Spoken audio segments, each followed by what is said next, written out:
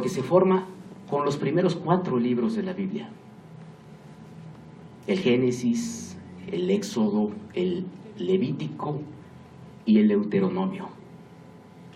Y ahí están estas indicaciones que todos los integrantes de esa religión deben interiorizar y respetar. Pero vemos el avance de la historia. Desde luego, las tablas de la ley tienen 5,000 años de antigüedad. El Nuevo Testamento empieza a partir de la muerte de Jesús. Y ya tenemos adecuaciones, por ejemplo, en el libro de Ezequiel, que dice: el que presta a interés y exige con usura, ¿vivirá? ¿No vivirá? Ha cometido todas estas abominaciones, ciertamente morirá. Su sangre será sobre él. El Deuteronomio también dice: no cobrarás interés a tu hermano, interés sobre dinero, alimento o cualquier cosa que pueda ser prestado a interés. Lucas: antes bien, amad a vuestros enemigos y haced bien y prestad no esperando nada a cambio, y vuestra recompensa será grande y seréis hijos del Altísimo, porque Él es bondadoso para con los ingratos y perversos. Es esta situación de la prohibición religiosa de la usura la que genera, en principio, una norma de conducta humana, la que establece como pecado el violar precisamente la prohibición. Una norma religiosa de contenido ético que desde luego impregna a todos los actos de la actividad humana. Durante el siglo XVI, en donde empieza a florecer una idea capitalista con los Medici, en donde ellos buscan apropiarse y acumular riquezas, existe también el dilema del Papa acerca de permitirlo o no. Y existen voces en contra de la usura que tienden a debilitar estos mandamientos, ¿verdad? Y el poder del Papa se concentra también a partir de necesidades patrimoniales. La reacción: la Reforma Protestante, en donde Martín Lutero se coloca como el gran ideólogo y Juan Calvino como el gran instrumentador de nuevas corrientes de pensamiento. Recuerden cómo Calvino es invitado a la ciudad de Ginebra a instaurar un primer estado religioso, en donde gobierno y religión no tienen separación, y donde sus primeras premisas son el permitir medrar a los habitantes. Ginebra, una ciudad de los inicios del capitalismo, una ciudad de comerciantes, en donde los comerciantes lo que requieren en ese momento es la facultad de lucrar, en donde requieren que su creencia religiosa les permita una actividad económica sin restricción. Y eso es lo que el pensamiento de Lutero y la práctica de Calvino les permiten. Hay una cita que dice, ustedes conocen a Armando Fuentes Aguirre, ¿verdad? Catón. Dice: a los católicos se nos enseñó a despreciar el mundo, a fijar toda nuestra esperanza en una patria definitiva, el cielo. Se nos enseñó también a despreciar los bienes terrenales, sobre todo el dinero, pues según la doctrina son cosas del demonio. Esas enseñanzas, con ser tan espirituales y elevadas, no hicieron de nosotros gente de trabajo. ¿Quién quiere arar en un valle de lágrimas? La Reforma Protestante dio a los hombres un nuevo sentido del mundo, del trabajo y de la dignidad de los frutos que el trabajo da.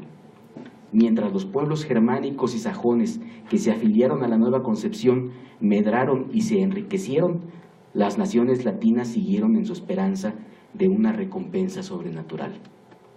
Reconozco que lo que digo es muy simplista, pero aún así creo que no hace ningún daño pensar que el bienestar en la tierra no está reñido con la prometida felicidad del cielo. Y vean cómo a partir de ese rompimiento se da paso a una etapa de desarrollo económico incuestionable que nos ha traído en este siglo XXI a una situación de capitalismo a ultranza, en donde se ha instaurado una corporatocracia más poderosa que el gobierno de cada uno de los países. Los presidentes están sujetos a periodos de 4, 6, 8 años, pero los directivos de las corporaciones ejercen sus cargos de por vida y sin tener el peso de ningún reclamo político, porque principalmente tenemos que entender que el estado de cosas está establecido para poder mantener autorreferencialmente el propio estado de cosas. Somos servidores de la ley, estamos acostumbrados a leerla, a aceptarla, a interpretarla y a aplicarla, desde luego, bajo nuestra norma de buena fe, que es el primer principio al que nos sujetamos, pero viendo solamente una pequeña parte, sin ver el bosque completo. Y ese bosque completo tiene que ver con la conservación del estado de las cosas. A eso están destinadas las leyes. Es hasta 1891, 3 siglos después, casi 4 siglos después de Calvino, que la Iglesia Católica da el gran paso permitiendo liberar toda la tensión que se había acumulado durante estos siglos. Es con la encíclica Rerum Novarum del Papa Luis XIII, en donde reconoce finalmente la materialidad de este mundo.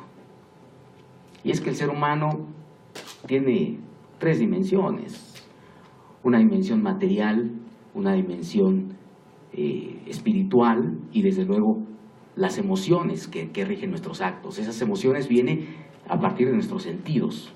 Conocemos al mundo por el tacto, por la vista, por el olfato, por el gusto, por el oído.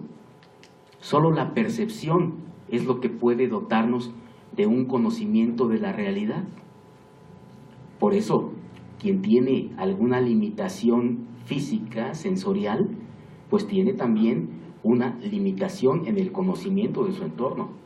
Y por eso nosotros, sin poder dudar de nuestra materialidad, tenemos que atender a nuestros instintos básicos para poder entender el mundo.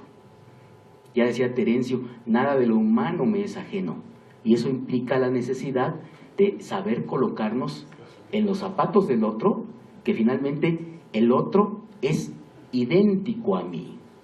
Idéntico en cuanto a la identidad de intereses, en cuanto a la identidad de necesidades, en la identidad de ambiciones. Y eso nos lleva a un entorno de coincidencias, pero al ser tan iguales, también nos volvemos diferentes. El amigo y el enemigo, el nacional y el extranjero. Y eso es lo que marca las limitaciones y las permisiones que tenemos según nuestras empíricas reglas de derecho. Si tomamos como base la evolución constitucional que ha habido en México, si partimos de 1957, teníamos una constitución que declaraba que el pueblo mexicano reconoce que los derechos del hombre son la base y el objeto de las instituciones sociales. Todas las autoridades del país deben respetar y sostener las garantías que otorga la Constitución. Es una Constitución de fuente de derecho natural que reconoce lo que preexiste y que nos da la idea de que los derechos del hombre existen antes que poder regular y compendiar en un ordenamiento ese conjunto de principios y directrices para regular la vida social. El gran cambio es con esa misma Constitución, a partir de la Revolución del 17, una revolución social, una Constitución socialista, pero que vean ustedes cómo dice en su artículo primero, el pueblo humano, en los Estados Unidos mexicanos, todo individuo gozará de las garantías que otorga esta Constitución. Y gozar de algo en un contexto de retozo parece una dádiva otorgada por la norma, en donde la vemos con un dejo de soberbia.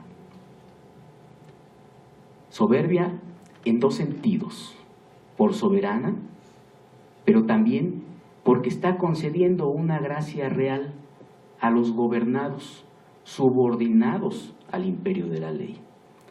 Y bajo ese concepto vivimos durante el siglo pasado.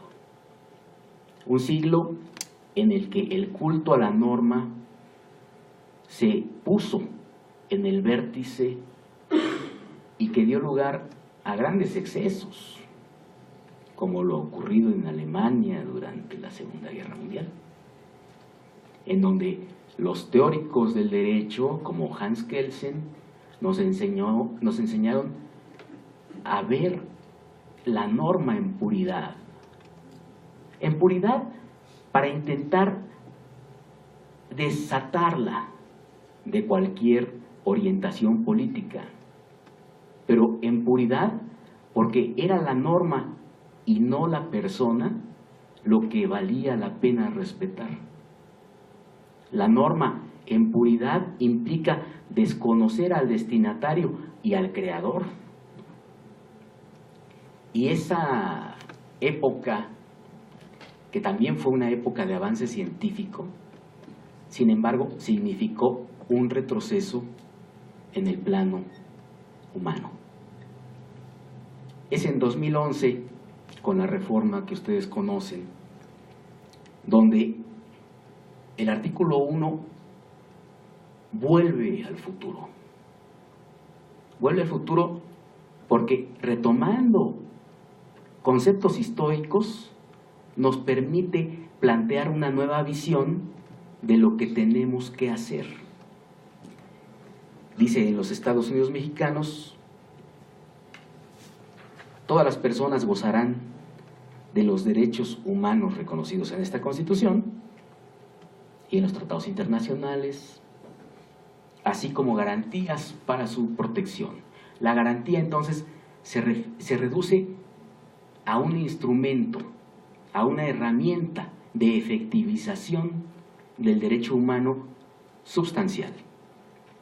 La garantía es un mecanismo procesal, por tanto es forma, y el derecho humano es sustancia,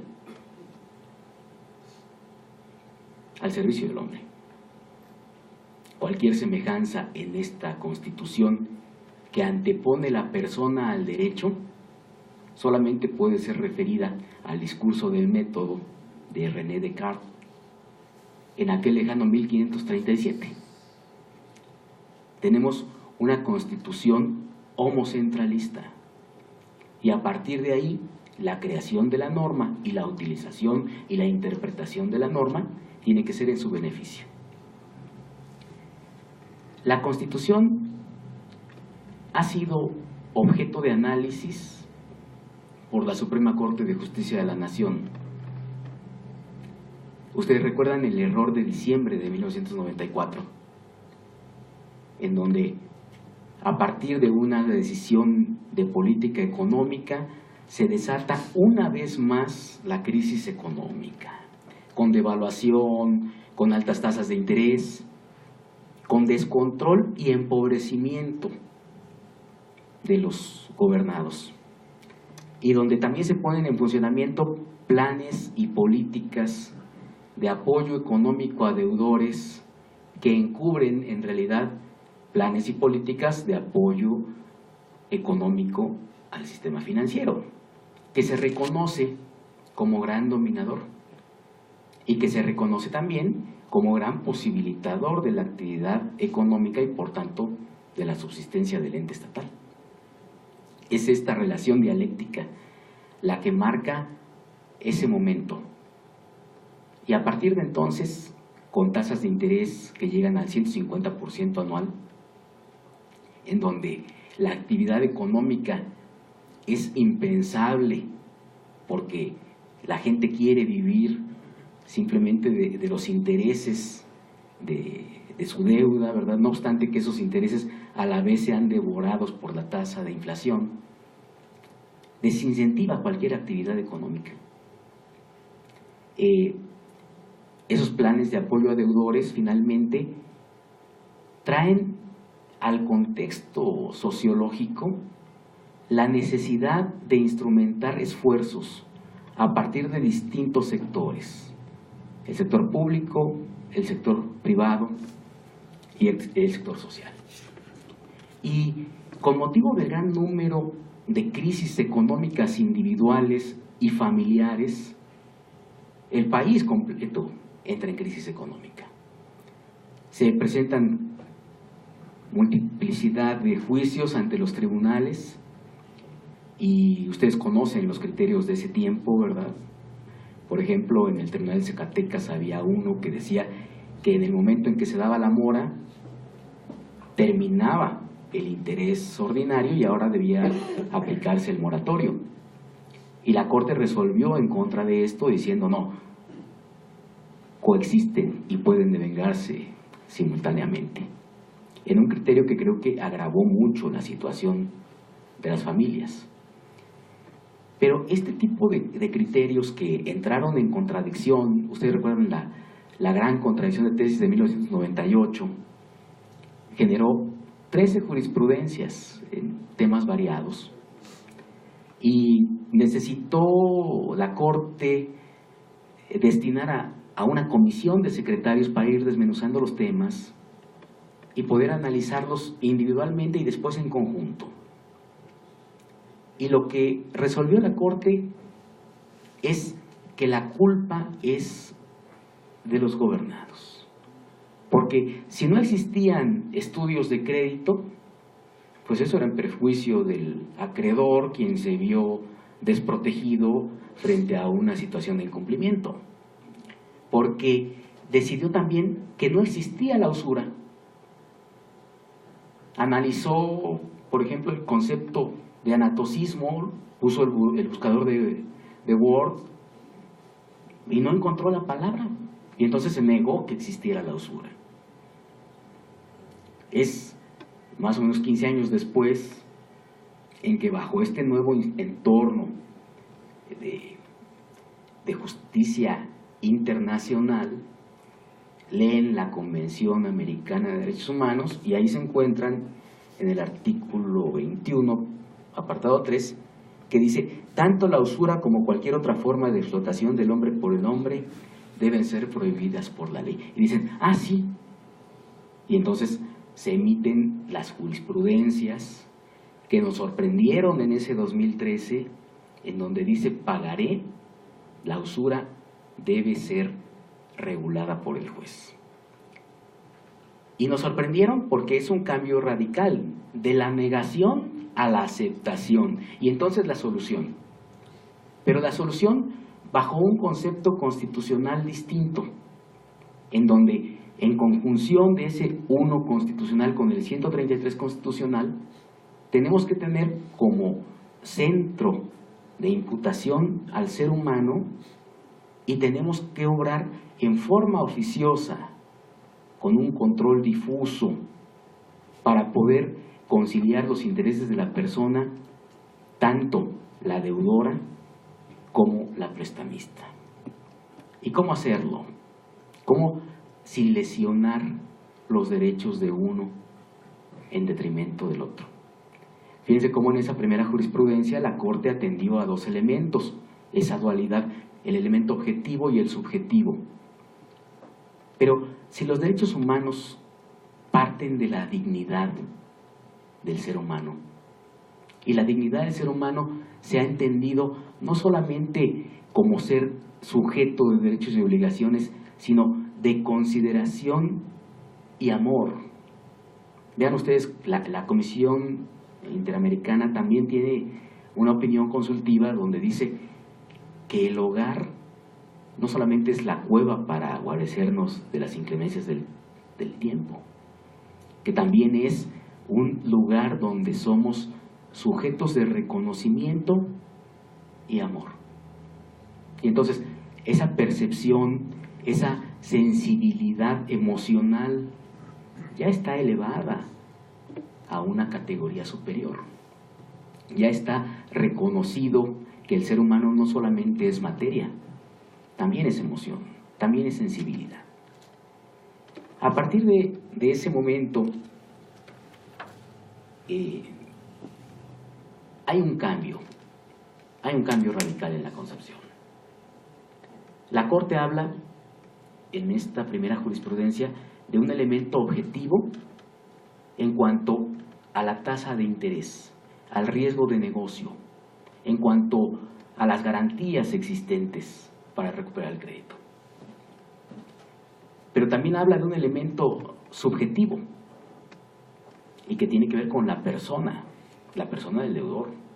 En el Código Civil, artículo 17, se habla de la lesión. Y escuchen ustedes, la lesión se configura por la notoria inexperiencia, la suma necesidad y la extrema miseria. Y después de recibir esa cubetada de improperios, ¿puedo beneficiarme de una reducción en la tasa de interés? ¿No atenta a la dignidad humana el pretender alcanzar un beneficio a partir de ser extremadamente mísero, sumamente ignorante y notoriamente inexperto? ¿No destruye eso la autoconfianza del ser humano? Afortunadamente rectificó un año después y se quedó ya nada más en el elemento objetivo. Pero esto está inscrito en un tema que tiene que ver con el comercio profesional del dinero, en donde los bancos son los comerciantes que han llegado a acumular grandes capitales. ¿Y de dónde han tomado esos capitales? Ustedes recuerdan, en siglos pasados existió una colonización en un sentido de ocupación geográfica, territorial. Las grandes riquezas que los países hegemónicos obtuvieron de las colonias, los galeones cargados de oro y plata, que sirvieron para construir las grandes ciudades europeas con palacios y riquezas que hoy admiramos. Y todo salió a partir de las colonias. Y la pregunta es, ¿dónde están hoy las colonias? Las colonias que ya pasaron de lo material a lo ideológico. Hoy la colonia se ejerce con una dominación cultural, por ejemplo la música, el cine, que nos van aleccionando al modo de pensamiento del imperio y que van desplazando nuestra cultura y nuestras creencias y que nos hacen tributadores del imperio. Pero, ¿qué hay del ciudadano común? ¿Dónde están sus colonias? Tratándose de la economía, dicen que hay 3 libros fundamentales. El origen de la riqueza de las naciones, de Adam Smith. Principios de tributación, de David Ricardo. Y El Capital, de Marx. Y que a partir de estos 3 pensadores se construye toda la economía moderna. Bueno, entonces, ¿cuáles son los principios básicos sobre los cuales ellos construyen sus teorías? Por ejemplo, el bien común lo trata Adam Smith diciendo: la suma de todos los intereses individuales es el bien común. Los egoísmos de cada persona, porque nadie da nada por nada. Entonces, ¿cuál es el motor de la convivencia social? Pues el interés, y el interés entendido como el provecho propio, el beneficio. Entonces, yo solamente voy a posibilitar a otro los recursos necesarios para alcanzar sus propias empresas en la medida en que pueda obtener para mí un provecho.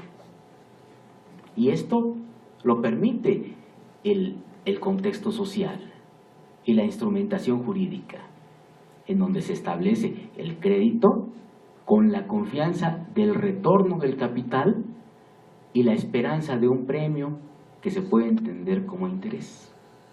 La colonización también está presente cuando se habla de la ley de hierro de los salarios de David Ricardo, en donde se establece que el salario solamente debe ser apenas suficiente para que el trabajador tenga un lugar donde vivir, donde recuperar sus energías después de la jornada y tenga lo suficiente para comer, de manera que al día siguiente pueda emprender el trabajo nuevamente. Y también en el origen de la familia, la propiedad privada y el Estado, que es el capítulo 24 del Capital, a manera de metáfora, como la historia de la hormiga y la cigarra, nos relata Marx que en el principio todos los individuos fueron dotados por igual de riqueza, pero mientras unos se dedicaron a la fiesta y dilapidaron, otros emprendieron y acumularon capital. De manera que cuando la fiesta terminó, la fiesta dionisíaca siempre termina, entonces solamente se quedaron con un solo instrumento de capital, su fuerza de trabajo, y lo tuvieron que vender precisamente al capitalista. Y entonces ahí se crean las dos clases sociales antagónicas, ¿verdad?, de lucha perpetua. Y fíjense ustedes cómo entre el trabajo y el capital surge una tensión, pero una tensión necesaria, una relación de convivencia en donde no se puede prescindir de uno ni se puede privilegiar al otro. Esta relación impone normas de convivencia y sin duda, pues a través de la instrumentación del sistema monetario, ¿verdad?, se ejerce ese tipo de control que, lejos de privilegiar la situación de la persona, pues está protegiendo a todo un sistema de dominación económica. Entonces, las colonias actuales existen tanto en los imperios como en las sociedades y desde luego en las personas. Todo tributador constituye una colonia. El arrendatario que tienen ustedes respecto de sus inmuebles, ¿sí?, los trabajadores que producen para acrecentar el capital de los empresarios, en todo eso está presente la idea de la colonización, aunque sea a una escala mínima. Y finalmente es la forma en que gira el mundo. Un sistema financiero mexicano que es solamente una parte del sistema financiero mundial, que opera bajo las mismas reglas. La globalización existe y es una realidad entre nosotros, de manera que recibimos órdenes, Fondo Monetario Internacional, Banco Mundial, Banco de Pagos Internacionales, a donde se va nuestro gobernador del Banco de México, ¿verdad?, en donde ya está establecida la política para todos los países y son políticas globales, no hay dónde escapar. Ahora, existen algunos supuestos en los que los jueces podemos auxiliar. No me voy a ocupar de las jurisprudencias que ustedes conocen, que han sido fijadas por la Corte y por los tribunales. Quiero centrar en el aspecto jurídico mi intervención respecto de nuevas formas de usura que estamos llamados a identificar. En el tercer tribunal de este circuito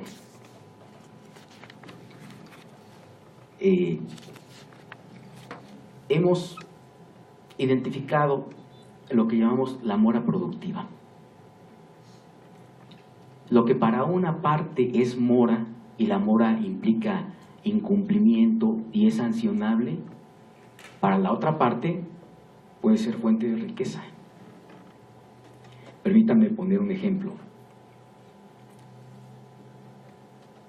Un crédito tiene una tasa de interés del 10%. Si se cumple, ese es el máximo provecho que el acreedor puede recibir por el contrato. Pero si se incumple, bajo el criterio de que los intereses moratorios y los ordinarios coexisten y pueden devengarse simultáneamente, pues entonces opera la cláusula que establece el interés moratorio. Si la tasa ordinaria es de 10% y comúnmente vemos que la tasa moratoria se fija como la ordinaria por 2, en esa fórmula tan inocente tenemos ya una desproporción. La tasa moratoria entonces sería de 20 y 20 más 10 son 30. Desde el Código Civil de 1870 esta práctica ya estaba prohibida. Decía así: el objeto esencial de la pena convencional, es una de las manifestaciones de la mora, es indemnizar al acreedor de los daños y perjuicios que se le sigan de la falta de cumplimiento de la obligación, el cual se consigue dándole por tasa el mismo valor o interés de la obligación principal. Aquí se hace una aplicación analógica, no supletoria, de una norma civil. Y estamos extrayendo el principio, más allá de la literalidad de la norma. Sigue así: si la pena puede exceder del interés de la obligación principal, se halaga con un incentivo muy poderoso al acreedor para que ponga obstáculos al cumplimiento y cuando menos para ser moroso en exigirlo, pues en uno y en otro caso puede obtener no solo una indemnización justa, sino también una ganancia considerable. Bajo este fenómeno de la mora productiva, vemos que detrás del negocio visible, el contrato firmado, existe un negocio más lucrativo y que se permanece oculto. Es decir, para un acreedor representa un mayor beneficio el contrato incumplido que el que se cumple fielmente. Para un banco es mejor el cliente que solamente paga el mínimo mes con mes y paga intereses, que el cliente totalero que paga el capital completo sin devengar el interés. Y si la tasa fijada es de 2 tantos la ordinaria, pues entonces ya tenemos un exceso. Sabemos que el interés moratorio puede tener una naturaleza sancionatoria, indemnizatoria, compensatoria, también disuasiva del incumplimiento. Pero finalmente el entretejido de las normas está en un sentido en que puede pasar inadvertido para los contratantes y entonces corresponde al juez como especialista en este tipo de modelos el advertirlo y en ejecución de la obligación del artículo 133 constitucional en cuanto a oficiosidad, declararlo. Hay un autor que se llama Orson Scott Card, tiene una novela más o menos de 1985 que se llama El juego de Ender. Es una novela para niños y tiene una frase en donde dice: justo cuando veo a mi enemigo vencido, tengo piedad de él. En el juicio hipotético en el que existe una condena al pago en estos términos: 10% por interés ordinario, 20% por interés moratorio, ¿qué es más conveniente? ¿La ejecución? Vamos a suponer que existe una garantía sobre una casa que vale 2 millones de pesos. Si la condena fuera de 500,000, se procedería al remate de la casa, se le entregarían los 500,000 pesos al acreedor y se le daría su cambio al deudor por 1,5 millones. Pero es una etapa en donde el derecho ya está declarado, donde existe cosa juzgada. Y si bien los deudores tienen también la posibilidad de liquidar las condenas y de cumplir, muchas veces se confían y creen que la sentencia es de papel. De manera que el acreedor permite que pase el tiempo, que se acumule la bola de nieve, ¿verdad? Y entonces a lo mejor la condena de 500,000 pesos al año ya son 700, a los 3 años son 900, hay plazos de prescripción hasta de 10 años.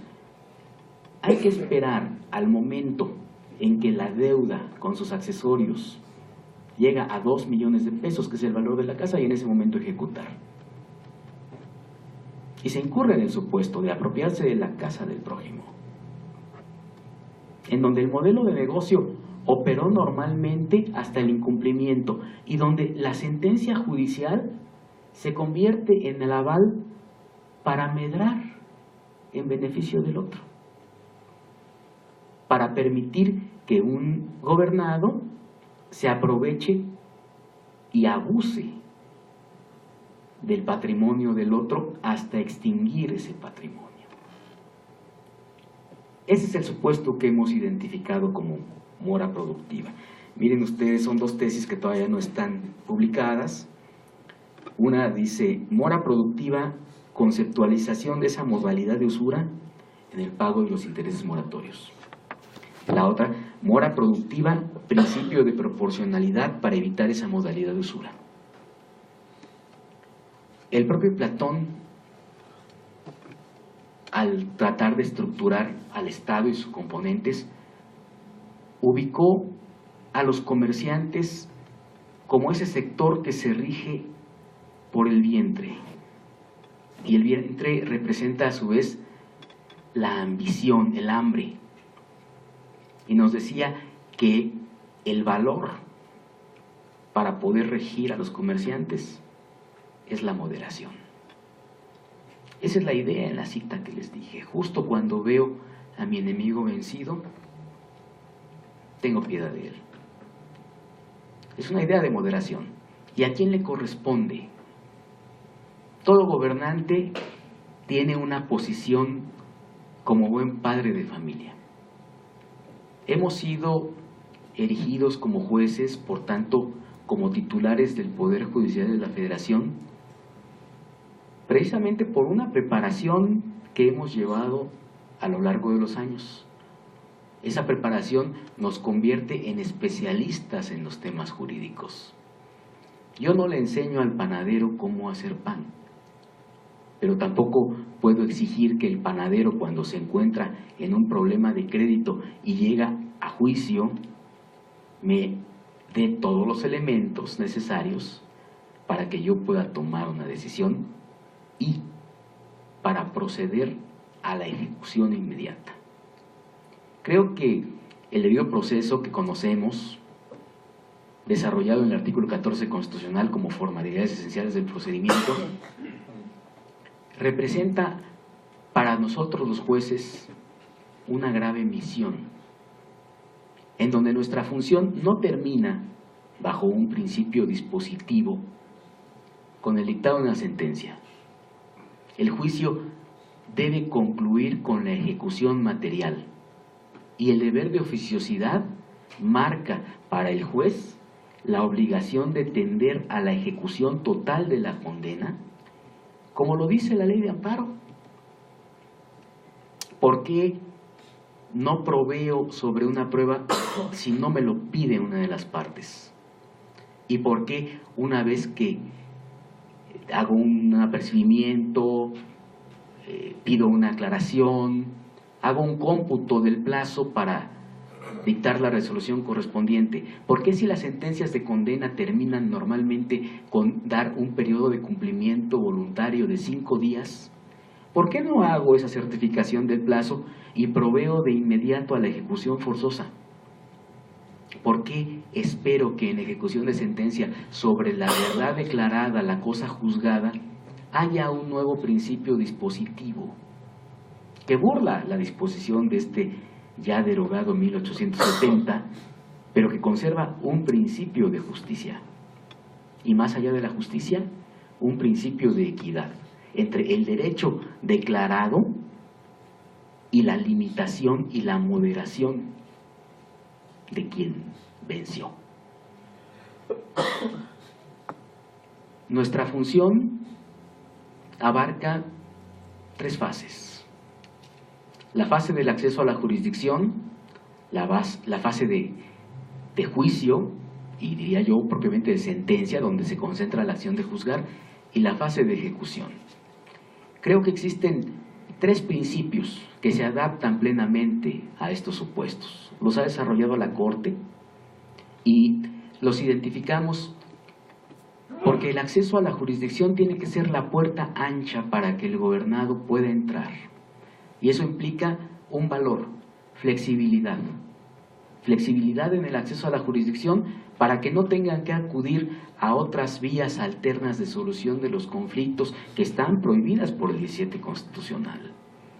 Para no tener que recurrir a la familia michoacana, ¿no?, para lograr la ejecución de los créditos. ¿Por qué no jueces que estén expeditos, pero no solo para resolver, sino para efectivizar sus sentencias? Entonces, flexibilidad en el acceso a la jurisdicción, sensibilidad al juzgar, y cuando existe cosa juzgada, severidad en la ejecución. Y severidad no implica despotismo, no implica abuso. Severidad implica obrar en la justa medida de lo condenado para efectivizar el efecto de la condena, sin exceso, sin defecto, en su justa dimensión y sin dilación. La Corte resolvió que en los juicios de divorcio las cuestiones inherentes al matrimonio fueran dirimidas en esos incidentes de cosas y de personas, acerca del patrimonio y acerca de los derechos de los involucrados, como veíamos hace un momento, las pensiones y la custodia. Bueno, dijo la Corte, tiene que haber continuidad, y eso implica que una vez disuelto el vínculo del estado civil, el juez tiene que conceder un plazo breve de 3 días para que las partes planteen sus posiciones en estos temas de cosas y personas. Tratándose de la ejecución de las sentencias que establecen incumplimientos a los contratos de crédito, el plazo es de 5 días. ¿Por qué no hacemos una certificación y al 6º día iniciar oficiosamente el procedimiento de ejecución, para que sea menos gravosa la carga y para lograr la efectividad de la sentencia? Se nos ha hablado aquí de la proactividad de los jueces. Creo que principios como el dispositivo, aún en la materia mercantil, han sido relegados a un segundo plano por las disposiciones constitucionales. Creo que nosotros como jueces que tomamos decisiones y que establecemos condenas, porque esa es nuestra función, esa es nuestra preparación, esa es nuestra especialidad, bajo ese propio principio de especialidad debemos asumir plenamente las consecuencias de la decisión. Y la consecuencia natural de la decisión es precisamente la materialidad de lo juzgado. Por tanto, en vez de permitir que se acumulen intereses, que se hagan incumplibles o que se hagan arrolladoras las condenas, proveyamos a la ejecución en los términos más plausibles, sin dilación. Solo quisiera culminar con la frase de Estela, la hija de Jacinta, en la ceremonia de disculpa pública del Estado mexicano. Vamos a seguir haciendo esto hasta que la dignidad humana se nos haga costumbre.